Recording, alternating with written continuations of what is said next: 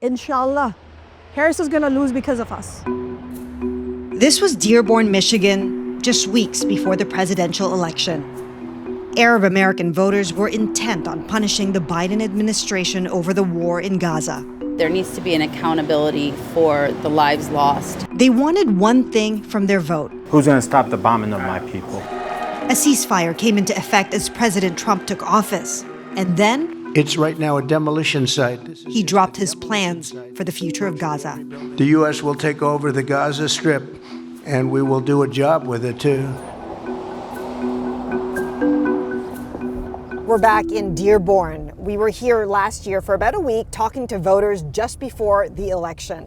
This place holds the distinction of being the first Arab majority city in the U.S. Huge population here. And Trump really made a big play for that community, and it worked. He won here over Kamala Harris by more than 42% of the vote. We wanted to come back to talk to the same people that we interviewed to find out what they think of Trump now. Were you hurt by it? Did you take it personally? 100%, of course. Of course, yeah. I don't accept that. And I'm going to fight that if that's the plan.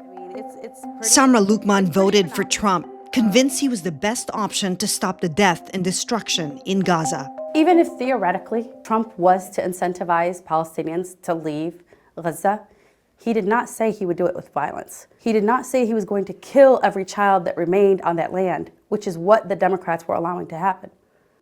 But now she's nervous after Trump says he might cancel the ceasefire if Israeli hostages don't come home. All bets are off and let hell break out. We didn't stop a genocide only to have it continue under a different administration. That's not what the goal was. A new dilemma for this Dearborn community, rocked so deeply by the war. At this local restaurant, owner Sam Hammoud, who voted for a third-party candidate, is hearing a lot of blame. They held Dearborn Heights responsible for what Trump is doing. What's your answer to those people who say, look what you did? Where was your voice when all this was going on? How come you guys didn't come out, say, hey, what's going on in the Middle East needs to stop? Our vote was to end the killing of hundreds, possibly thousands of people per day. And we achieved that. We have a ceasefire under Trump. And I don't regret that. Hello, assalamu alaikum. You guys are registered voters? Do go vote. When we first met local activist Farah Khan, she was campaigning against Kamala Harris and voted for Jill Stein. Nice to see you again. Oh, good to see you again. Now, she's planning her next move.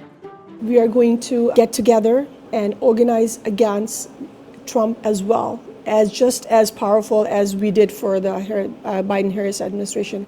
Do you regret campaigning for a third-party candidate that likely helped with Trump's victory? No, not one bit. What actually just happened in the past elections, it should be a learning curve for the politicians as well.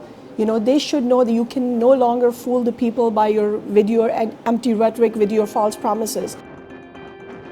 Over and over again, the voters we talked to told us it was never about Trump.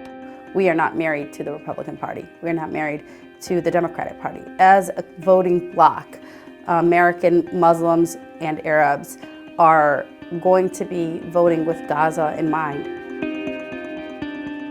We are not going anywhere. We are here.